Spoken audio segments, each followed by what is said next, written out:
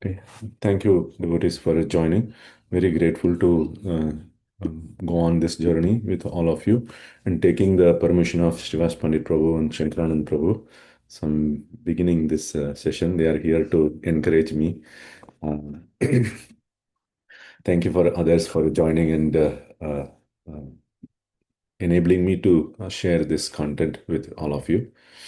So last time we discussed Bhakti Rasamrita Sindhu. We started with a session on the introduction to what is bhakti, what is the Shakti of the Lord, and what is the Jiva, all these things.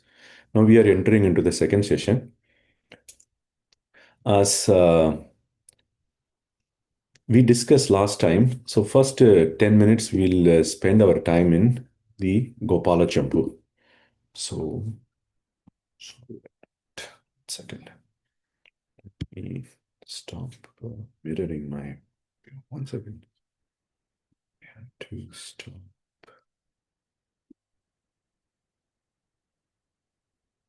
mirroring, rather I will just extended display. Okay.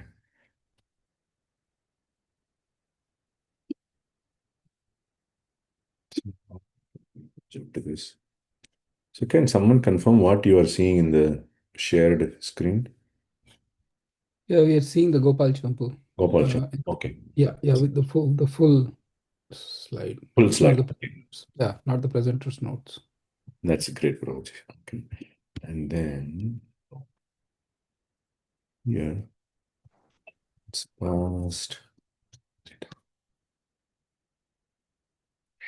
So before we begin the Gopala Champu, I wanted to, oops, I wanted to give a little bit of background on the Lord's pastimes in general. That is essential for us to understand Gopala Champu. So Krishna stays in his abode called Vrindavan or Vraja or Gokula or Goloka. There are so many names Krishna's abode is called by. And this abode has multiple manifestations. So it is there in the spiritual world. There is a portion of it appears also in this material world, especially when Krishna manifests his Leela in the material world. At the end of Dwapara Yuga, it becomes very visibly manifest to everyone. But even after Krishna disappears from this visible Vrindavan in the earth, still the Vrindavan Dham continues to exist. So we have one Dham here, which is Vrindavan, manifest somewhere near Delhi. And then the same Vrindavan is also manifest in the spiritual world. Krishna visibly performs some leelas in this earthly Vrindavan, especially at the end of Dwaraka. His pastimes become visible to all the people. But in the spiritual world also, he continues to perform Nitya Leela every day. There is Krishna's pastimes are going on and on and on. Krishna wakes up in the morning. Krishna does so many things. And then Krishna goes for night, sleep in the night. He herds the cows and he plays around with the gopas and he meets the gopis. Like that, the Leelas are going on and on even today in the spiritual world. In the earthly Vrindavan is also, it is going on. We may not be able to see that. But the earthly Vrindavan, we may be able to see it when he desires to open those leelas for everyone to witness. That happens only in specific time. 5,000 years ago, it has happened. So when that pastime comes to the end, when Krishna's leelas come to the end, the visible leelas come to the end, at the end of Dwapara Yuga, he merges those leelas with the unmanifest leelas that are going in the spiritual world. This will be a little complicated to understand in the beginning, but as we are going through the series, we will repeat this multiple times, so it will become easy to understand it. But now this aspect is essential. Why? Because Krishna's leelas are even going today in the spiritual world. And Gopala Champu describes those pastimes as well as pastimes that have happened at the end of Dwapara Yuga. All these pastimes he combined together, and then he writes this work, Gopala Champu. So the Gopala Champu starts with Krishna returning to Vrindavan. So if we read the Bhagavatam 10th canto, Krishna leaves Vrindavan after spending a lot of time, his whole childhood pastimes in Vrindavan. And then he goes to Mathura, carried away by Akrura. In Mathura, he kills Kamsa and then he establishes Ugrasena as the king, and then he performs pastimes there. So before that, he was performing his childhood pastimes, his boyhood pastimes, and youthful pastimes in Vrindavan. And after that, he leaves Vrindavan and then he goes to Mathura and then he establishes Ugrasena as the king. Now, when he was carried away by Akrura from Vrindavan to Mathura, he promises to the Vrajavasis that he will return. Many times this promise has been reiterated in Bhagavatam that Krishna will return. So all the Vrajavasis, especially the gopis, are waiting for Krishna to return. But Krishna has spent considerable time in Mathura that they thought that he is not returning anymore. So, once again, there is annotation is opened for some reason. Okay. Okay. So Krishna is not returning to Vrindavan. That is what they thought because he didn't return for so long. But they are still eagerly looking for Krishna to come back. So Krishna went to Mathura, and after that, as we know from the 10th canto of Srimad Bhagavatam, Kalayavana and Jarasandha attacked Mathura, and Krishna, through Muchukunda, he killed Kalayavana, and then he ran away from the battlefield of Jarasandha. And then he established another dham, which is Dwaraka Dham. So in the Dwaraka Dham, he brought in all his associates from Mathura, and then he established all of them in Dwaraka. So I'm giving a very summary of all the pastimes because that's not the focus. This is just the background. Now in Dwaraka, he married Rukmini, and then he married 7 other principal queens, and then he married 16,000 other queens who were all captured by Narakasura. After killing Narakasura, he married all of them. So thus he established 16,108 queens in Dwaraka. Then he had sons through those queens as well. He was living in Dwaraka. This all happened very fast. Then he came to Kurukshetra and he met with the Vrajavasis in Kurukshetra one time. So all the Vrajavasis also came to Kurukshetra. Krishna also came to Kurukshetra, and then they all met together once. So they were still, even though the Vrajavasis met Krishna in Kurukshetra, they were desiring that Krishna will come back to Vrindavan because that is the mood that they were desiring. Because when they saw Krishna, he was dressed up like in a kingly attire, like a very royal dress. He wasn't having flute in his hand. He wasn't having peacock feather in his head. He wasn't dressed up like a Gopa that we are seeing here in this form. But he was dressed up in a very royal attire. And they were not able to relate with that Krishna there. They wanted Krishna to be taken back to Vrindavan, and they want to relish the pastimes and they want to serve Krishna in that way. So then Krishna again went back. Then after that, Shalva attacked Dwaraka. Then he killed Shalva demon. Then he attacked and Dantavakra challenged Krishna for a club duel. And then he killed Dantavakra. And at that time, Krishna again returned to Vrindavan. So this happened quite a few years. And after that, Krishna finally returned to Vrindavan. So Gopala Champu starts at this point. So throughout this entire Leela time, the Vrajavasis were looking eagerly forward for Krishna to return. They are waiting. day and night. Every moment is passing very slow for them. And at this point, Krishna is returning. And then Gopala Champu starts from there.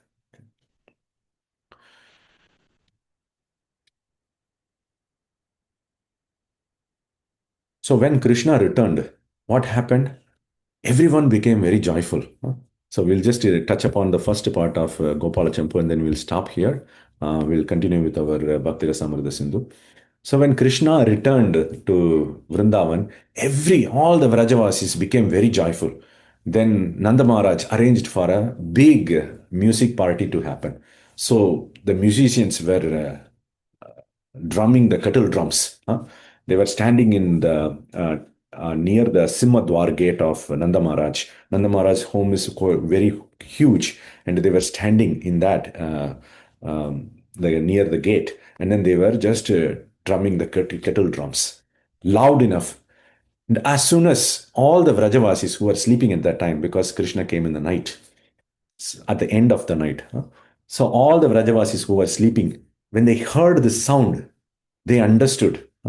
Because for so long Krishna was not there, there was no festival that was happening. Nobody was celebrating. Because without Krishna, there is no more celebration in Vrindavan.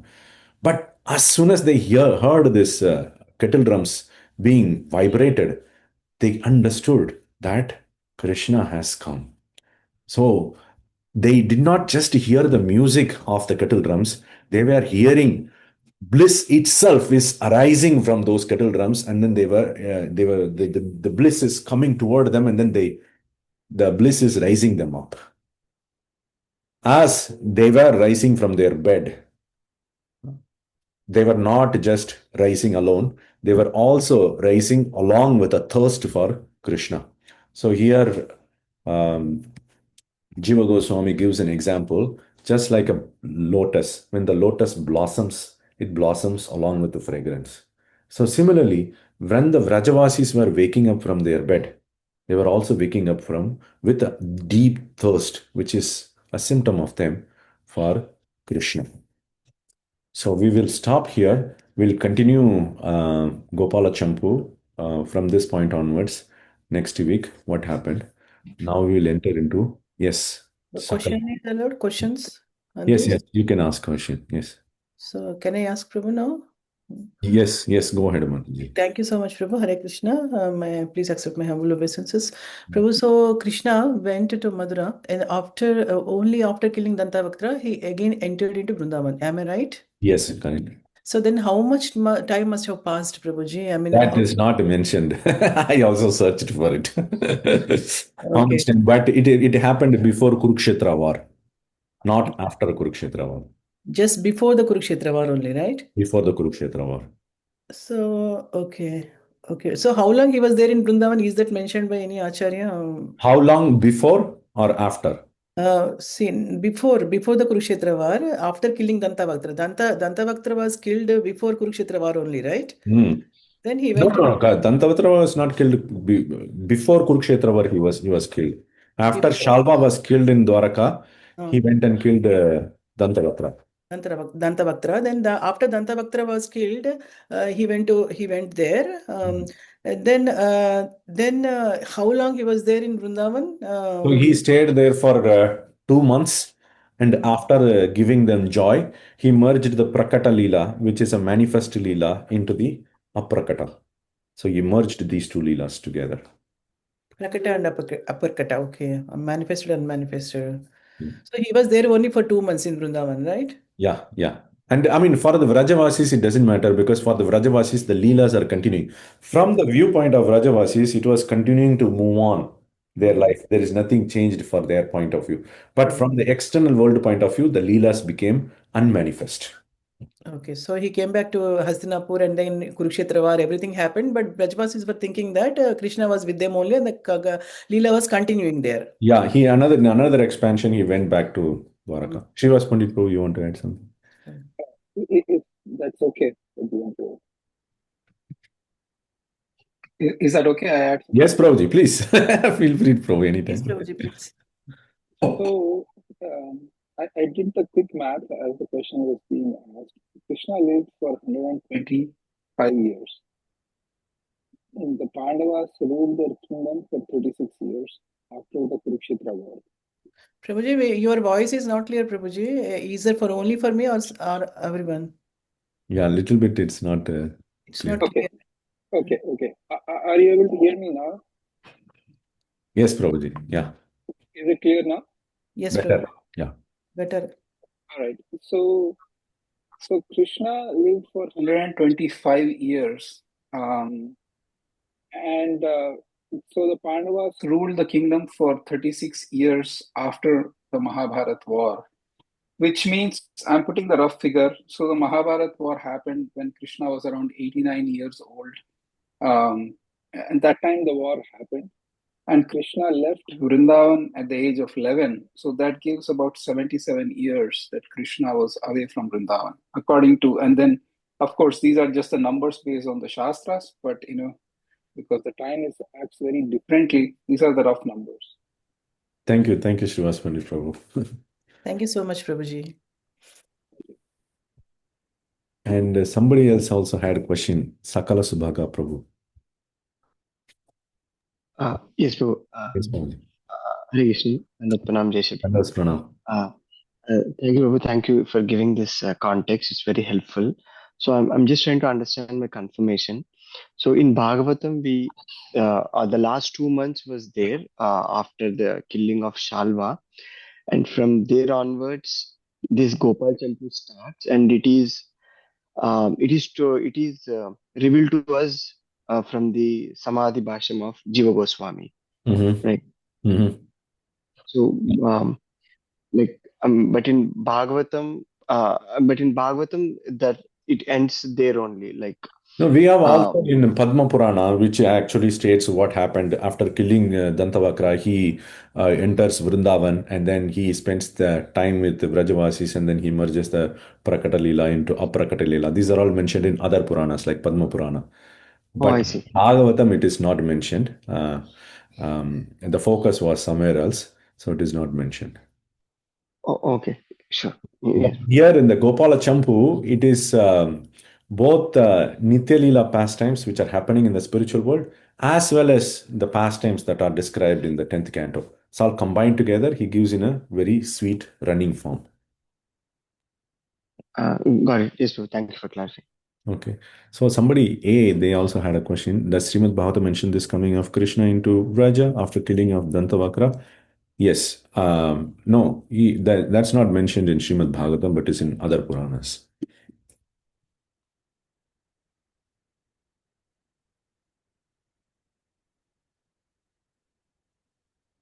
Okay. So we'll read that comment. Now we are moving forward with Bhakti Rasamrita Sindhu. So this is a Bhakti Rasamrita Sindhu overview. We have 4 divisions of this entire work. This work is divided into 4 sections. And each section is called a direction. Is the name of the section is given the direction name. East, South, West, North. So by the content, you can see that 20% is in the first section, 42% in the second section. This is so far the biggest section, the southern section. And then you have 23% of the west section and 15% is the north section. There are 2000 plus verses together, the entire Bhakti Rasamrita Sindhu.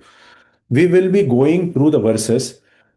The main verses, we will look at the commentary along with the commentary also. Other verses we will just read through, just the verse alone, the meanings alone. And some of the verses we will also skip because they are all given as examples to a particular concept that will be propounded by Rupa Goswami. So in this way, we will try to move forward faster in Bhakti Rasamrita Sindhu. Bhakti Rasamrita Sindhu, the 4 sections, it is named direction because Bhakti Rasamrita Sindhu, Sindhu is ocean. So in the ocean, when you stand in front of the ocean, it has these 4 directions, east, west, north, and south. So in each of this direction, each of the shore, you can stand in eastern shore, southern shore, western shore, and northern shore. And then you can observe this, this ocean of Bhakti Rasa. In the eastern section, it talks about Bhakti in general. So first it gives what is Bhakti, what is pure devotional service or Shuddha Bhakti. And then it talks about Sadhana Bhakti, and it talks about Bhava Bhakti, and it talks about Prema Bhakti. So we look at these terminologies as we enter into the section. But in general, how we progress from our sadhana stage all the way up to the love of God, Prema stage. This is given in the Eastern section, defining what is bhakti. In the Southern section, that is the next section. Actually, the three sections talk about only one thing, rasa. First section talks about bhakti that we practice, and then it attains its final conclusion in prema bhakti, love of Godhead. The entire next three sections only talks about rasa. When this rasa manifests in prema, when you attain the stage of prema. Only in that this rasa manifests. So in one sense, all these are talking about just the goal. What is there, it is happening. So we may ask, so now we are in this material world. We need to understand Eastern section, but what is the point of this so much detail? And you see that 42%, this almost like 80% is covered of the 80% of the Bhakti Rasamrita Sindhu is about rasa, which only happens in the prema stage. Why it is being discussed? So if we go to a college to study for medical, for example, we need to understand where we are going. Otherwise, I can keep on taking courses, one course after the other, course after the other. If I don't have a goal, then I'll be just to keep on studying in the college for years and I will not arrive anywhere. So similarly, we need to understand this goal, what we are going to attain there. So this will put us into one particular path to attain that particular goal. As Bhakti Rasamrita Sindhu, Rupa Goswami will elaborate in, especially in the southern section, not all goals of prema, not all levels of prema are equal. There is a hierarchy there. And then some of them are very low. Some of them are not desirable to be attained. Some of them are very high. Some of them are desirable to be attained. So an intelligent person will look forward or will desire after the highest goal. So therefore, by discussing in detail all this rasa and prema in three sections, Rupa Goswami is giving us what is highest to be desired and what is lowest to be not desired. And as well, when we are reading the pastimes of Krishna, for example, we are discussing about Gopala Champu, to understand the different components that are being written there in that work, we need to have an understanding of rasa. Otherwise, it will become a little bit blunt or not relatable. So by understanding this rasa in detail, then we will be able to appreciate the pastimes of Krishna very nicely. So therefore, 80% of the work he focuses on this rasa, but 20% he focuses on the bhakti that we are currently performing, and then its next stages as well. In the southern section, he talks about what is rasa and what are all its ingredients. Just like when I cook halwa, it has ingredients. It has suji, it has water, it has sugar, it has some spices like ilaichi. All of this come together and mix and then cooked. Then this halwa comes out. Very nice halwa. One cannot come and say, just eat the sugar alone. No, that's not tasteful. Or eat suji alone. No. But when all of these things combine together, when the halwa preparation is made, then that is more relishable. Similarly, rasa is also a combination of many things. In last session, we discussed about this. If you look at here, there is activities that in the prema stage one is performing with Krishna. For example, the friends are playing with Krishna. That is also a service to Krishna. And the parents are taking care of Krishna, giving him bath. These are all different activities that they perform. Or Mother Yashoda giving milk to Krishna, or the friends jumping onto Krishna and playing along with him, or carrying Krishna from one place to another, or the gopis making garland and putting on Krishna. All these are different activities that are performed. And then you have a primary relationship with these people. the friends have a Sakya Rasa with Krishna, Sakya Bhava. And then the parents have Vatsalya Bhava toward Krishna. And the gopis have Madhurya Bhava toward Krishna. So in this way, this particular relationship they are having. And then they undergo emotions in their mind. When Krishna is being attacked by Kaliya, all of them had worry in their mind. And this worry is not arising from this material energy. We should not think that, the gopis are all the time, they are crying for Krishna. That doesn't look good. No, their crying is not the material crying. When we cry here, when we become disappointed here in the material world, we become dejected and we don't like it. It's full of misery. But in the spiritual world, it is not like that. Even the misery, the separation, and the worry, all these things are appearing from bliss itself. Everything in the spiritual world is only bliss. There is no negativity there. In the material world, we have worry means it gives us pain and it gives us suffering. But in the spiritual world, though externally it may look like, but these are all just different forms of bliss only. Even the worry there is also a form of bliss. When they are undergoing worry, when the Vrajavasis undergo worry when Krishna separated himself from them, that is also a form of bliss. It gives very highest bliss over there. But in the material world, it is not like that. So these emotions they undergo, and some ecstatic expressions they undergo. So all of these things together form rasa. So that is what this rasa and its ingredients are explained in detail. Now in the Western section, 5 primary rasas are discussed: Shanta, Dasya, Sakya, Vatsalya, and Madhurya. Neutral rasa, and then we have friendship rasa, and then we have servitude, servitor, master and servant, and then we have Vatsalya, parental rasa. Some people have parental relationship with Krishna, and then you have Madhurya, conjugal rasa. All these 5 different rasas are discussed in detail. Whatever is being discussed in southern section, theory, that theory is applied in western section and northern section. Okay. So this becomes very essential. This is the theory framework he gives, and he uses that framework to describe each of these rasas. So these are the five primary rasas. Then 7 secondary rasas are there. If we look at what are all the secondary rasas later, as we are going into the work, but now we can understand that there are 7 secondary rasas. He uses the same framework that he discusses in the southern section to describe these 7 secondary rasas. In the material world also we have rasa. In the material world, we have relationships, we have people. As soon as people come into picture, there is a relationship. I have a relationship with my wife. I have a relationship with my son. So with my wife, that's conjugal rasa. And then with my son, it is Vatsalya rasa. But these are all material rasas. Spiritual rasa is completely different.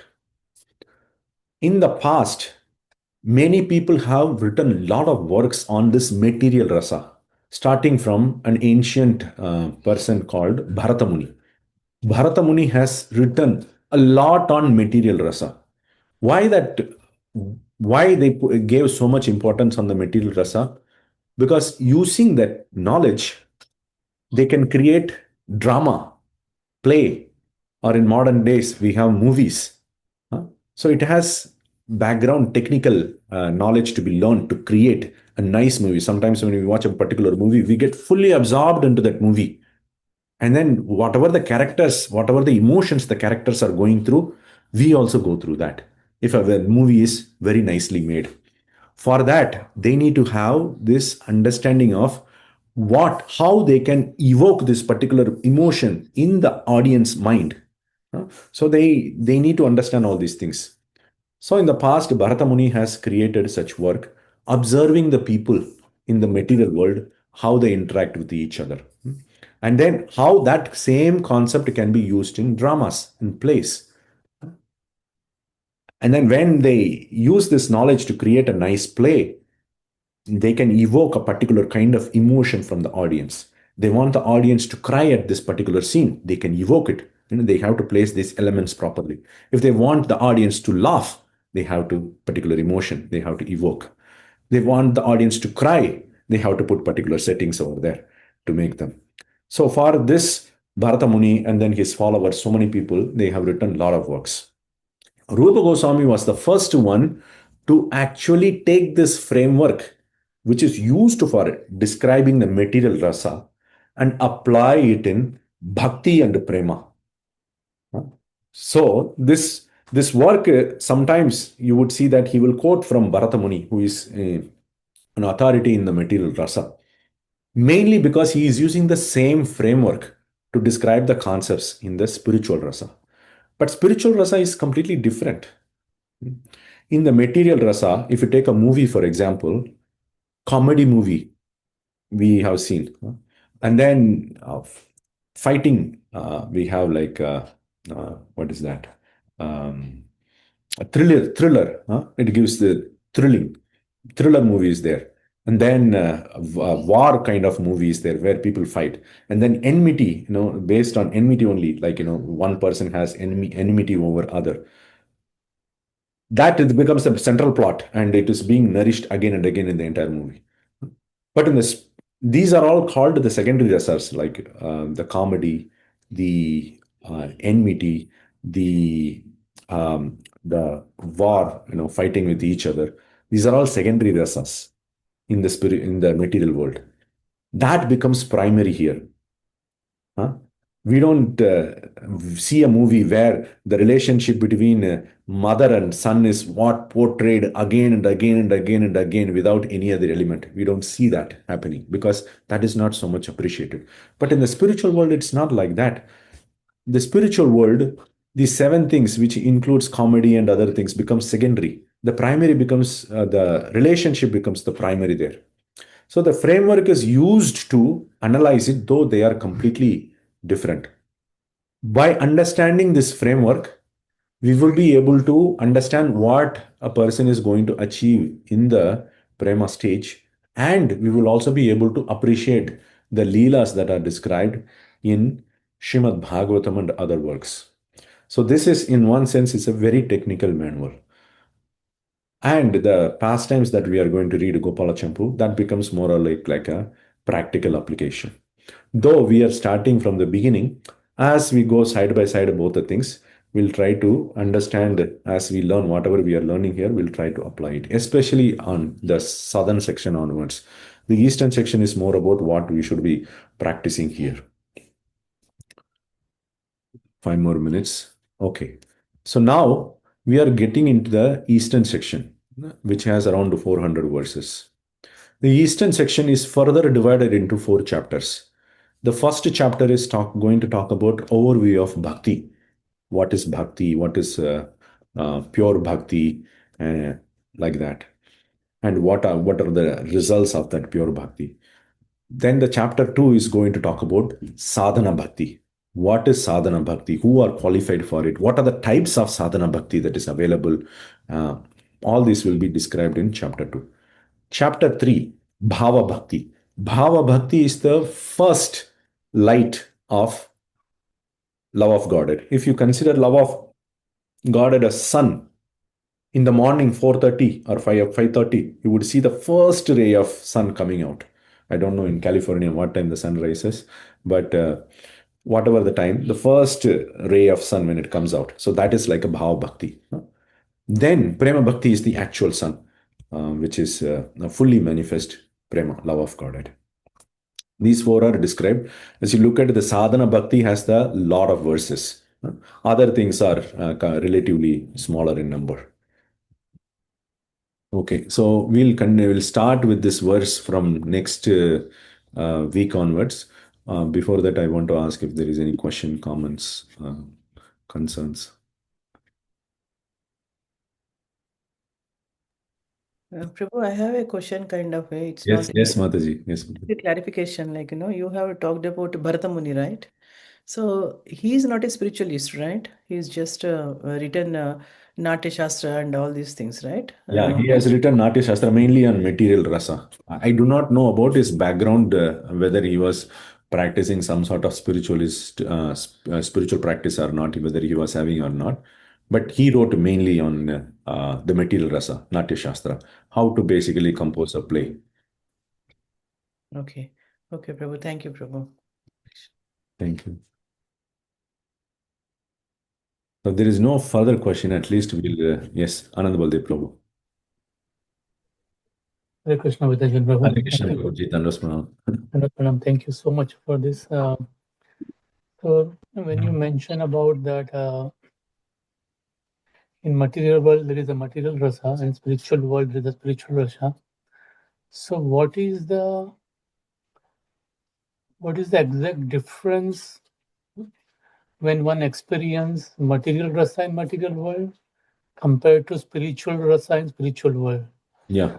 But I know that in material world it's very temporary, you know. It's a body, right? It's a material body, so it's going to last for one lifetime, right? But in spiritual world it's eternal, it's permanent, right? But I want to know more, if you can say so. Yes. So in the material world, generally in regular day-to-day life, we do not experience rasa. Even in the material world also. Sometimes we may get some ecstasy. For example, when a boy proposes to a girl in a very nice, elaborate setting, there's some people are coming and just pouring flowers, and then he is giving a nice rose to her, and everybody is just glorifying them, which very rarely happens, first of all. And even if it happens, momentary pleasures may come out. But this is nicely done in the material world in movies and dramas. In the dramas, the whole creation is under the control of the writer or the director. So he can put different elements. For example, whatever I described, that boy coming and proposing to a girl, and everybody is just pouring flowers, and then they started dancing along with the hero and the heroine, and the whole situation changes. Suddenly they are in the foreign land, and then they are doing something in different places. All these things are under the control of the writer and director. So they can make all these elements for an experience to be evoked in the audience. So we as audience, when we watch that, a particular kind of emotion is awakened within us. That is a material experience, but it gives little bit out of the world flavor. In the sense, not our regular day-to-day emotion that we are experiencing. So therefore, many people are addicted to movies. They like to watch movies because as soon as they put the movie, they are somewhat elevated. First of all, people's lives are not so great. Daily problems are there, office problems, home problems, long-term problems, bodily problems. Out of all these problems, they want to get out of that. And movie provides that. It captures their mind and then it ports them somewhere else to some other world. And it gives some kind of this material rasa. And then when they experience that rasa, they get a feeling. When that's why even we see that sometimes people are watching even the sad movies. The hero dies or whatever it is, but it becomes a very famous hit. Why we want to watch the sadness? Because it evokes a particular rasa. It is not just the sadness, it evokes a particular emotion or bliss sort of in the heart, particular experience. So rasa is actually an experience in the material world as well as the spiritual world. When the person undergoes that particular experience, he likes it. In the spiritual world, also this particular experience a person goes through. There, Krishna is under the control, like the director and the writer are under the controller of everything. Krishna is under the control. He organizes, orchestrates, especially through his Maya Shakti, Yoga Maya Shakti, all the leelas to happen. And he can put different settings, whatever he likes. He can change the whole thing. In the Rasa Leela, when Krishna was dancing with the gopis, the entire night expanded for a day of Brahma. So he can change that. Usually night is lasting for only few hours, but in Krishna when he was dancing with the gopis, it lasted for entire day of Brahma. So he can do all these things. It is completely under his control. So he provides this particular experience of bliss to the devotees there in the spiritual world, and he himself also undergoes that. That is completely bliss. That bliss arising out of Krishna's own Swarupa Shakti, which is the Hladini Shakti, the bliss potency. Here in the material world, that is not the case. It is just a material experience one is going through. But even though one goes through this material experience, this rasa, material rasa, it's still a little bit out of the world for normal people. But there it is completely above and beyond. Even we can even imagine how much bliss one is going to experience. It's condensed bliss. Yeah. Thank you. Thank you so much, Prabhu. Now it makes sense. Thank you. Thank you. Thank you, Prabhu. Anybody else has You know, Hare Krishna, Prabhuji. Yes, Prabhuji, please.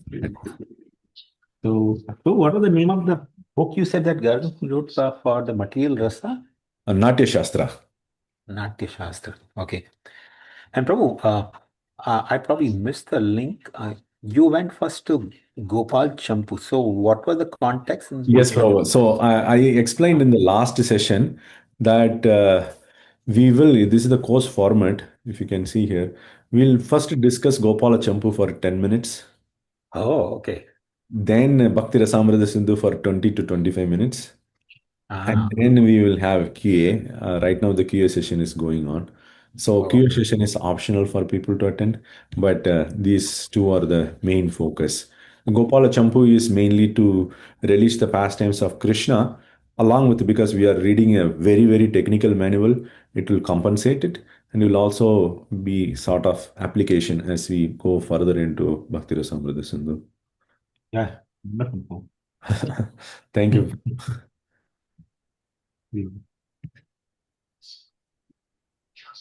Sakala Subhaga Prabhu. Yes, Prabhuji. Hare Krishna, Prabhu.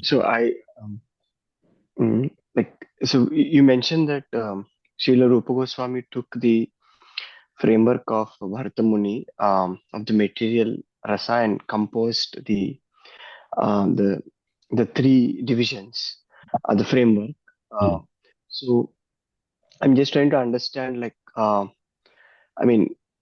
why he has to take this one? Was there any, like you mentioned that, we will get some feeling in the material world, but was there anything given in the Shastra that this can be applied there, or it was or it was told to him by Sri Chaitanya Mahaprabhu, or I'm just trying to understand. Yeah, all the knowledge the Goswamis have are given by Chaitanya Mahaprabhu to all the Goswamis.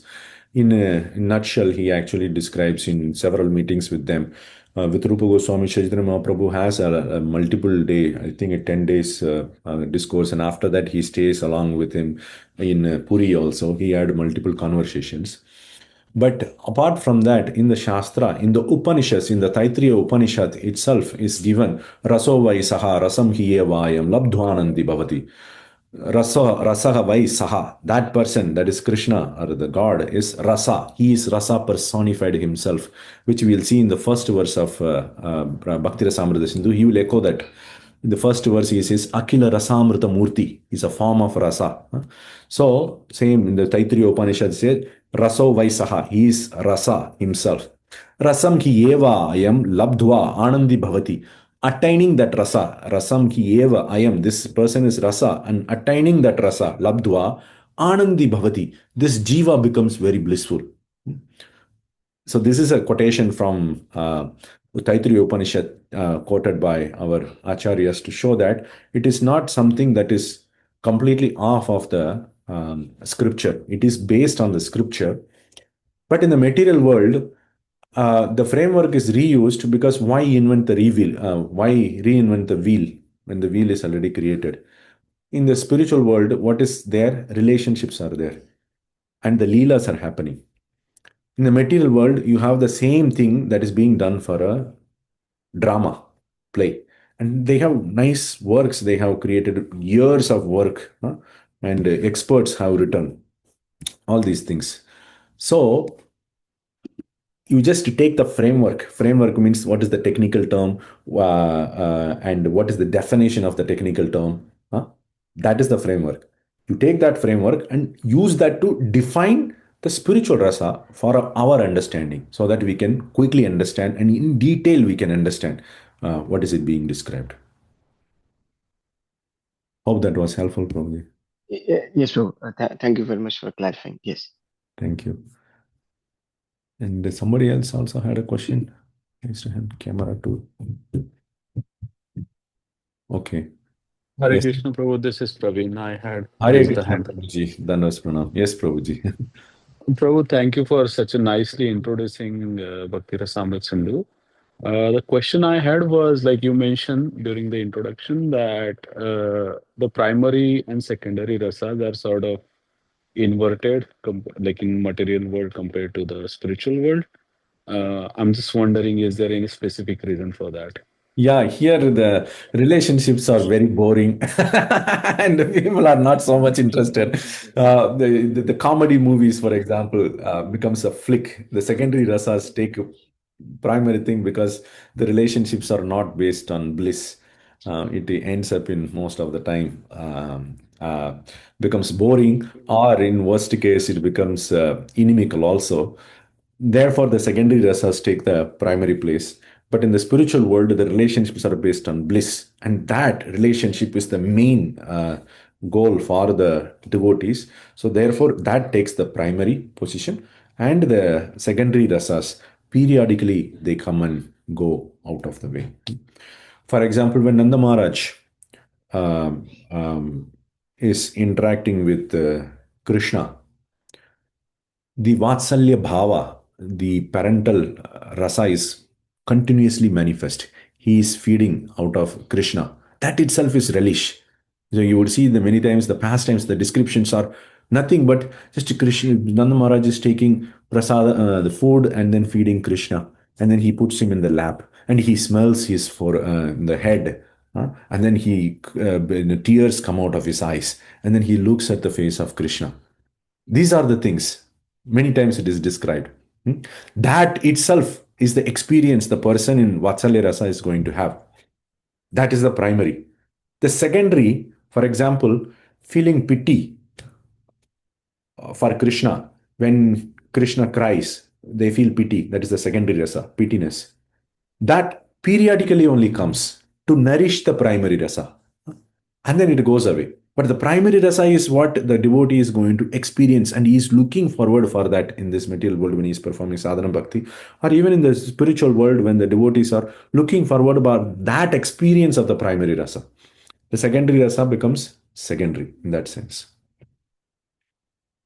Wonderful. Thank you so much, Prabhu. Yes. Yeah, thank you, Prabhu. Yeah. Thank you. Srivas Pandit Prabhu and Shankaran Prabhu, feel free to add anytime. Just Oh, I think you're doing such a systematic and wonderful job. Thank you very much. thank you, Prabhuji. Yeah, I echo the same what Shankarananda Prabhu told. Thank you, Prabhuji.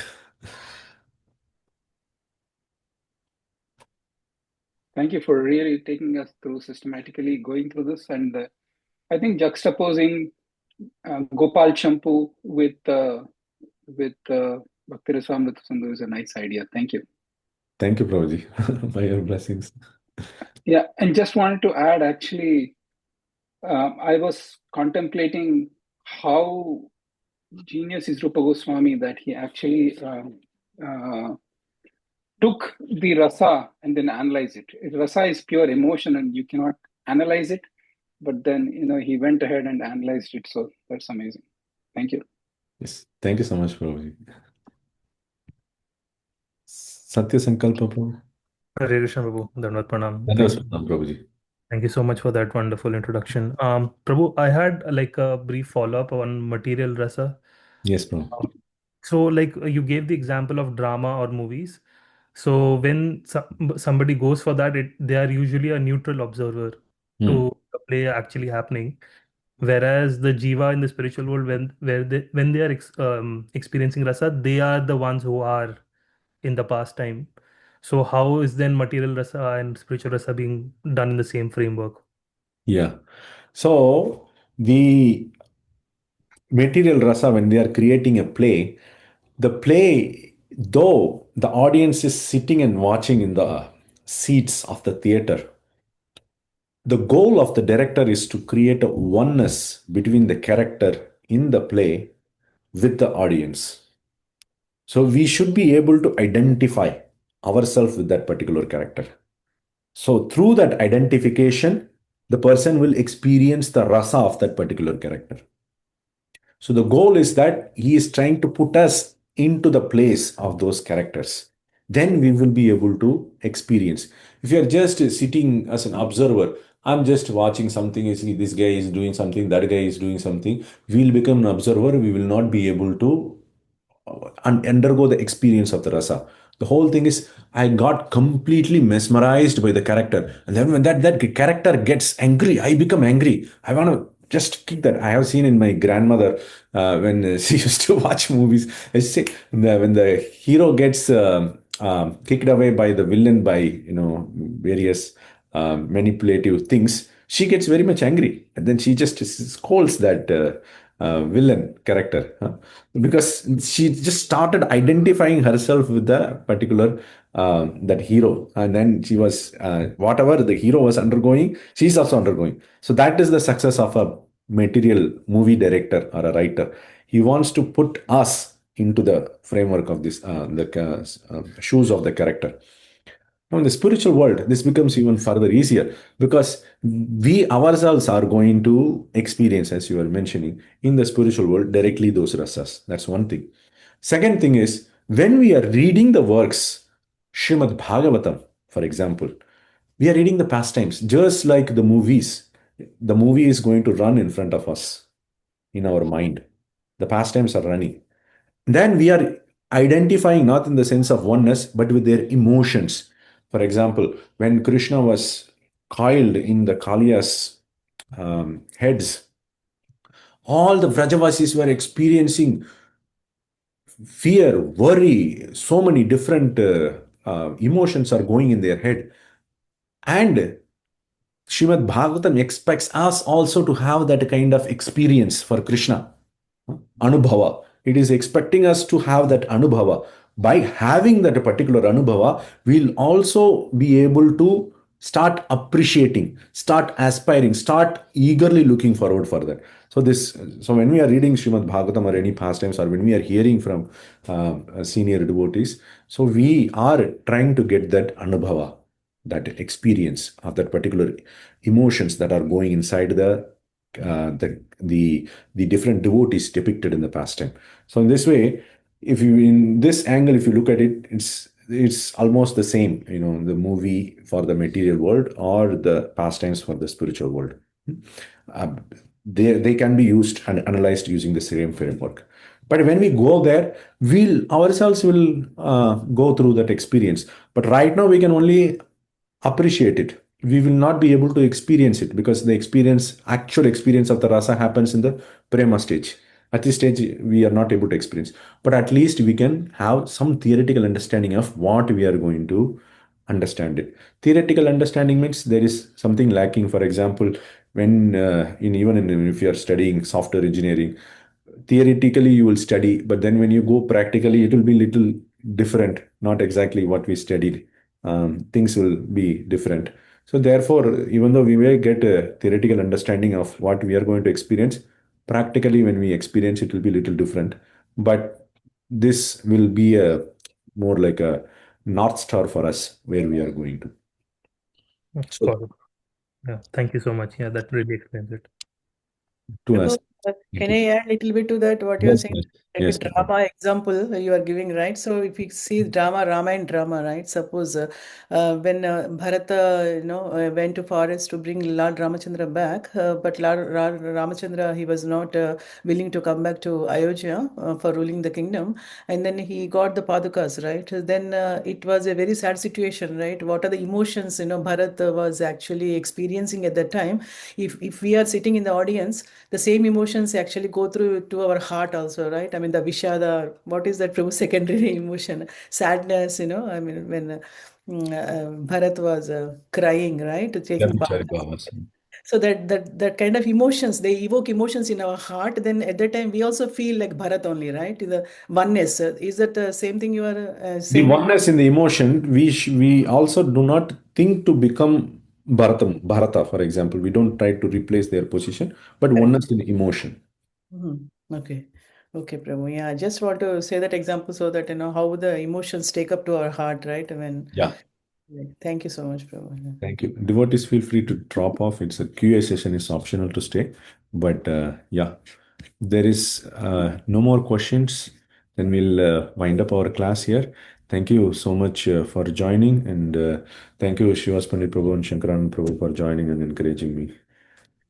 Thank you, Prabhu. Thank Thank you. you. Hare Krishna. Hare Krishna. वाञ्छा कल्पतरुभ्यश्च कृपा सिन्धुभ्य एव च पतितान् पावनेभ्यो वैष्णवेभ्यो नमो नमः अनन्तकोटि वैष्णव की जय श्री प्रभुपाद की जय. Thank you. Thank you, Prabhu. Thank you, Prabhuji. Much, Prabhuji. Hare Krishna.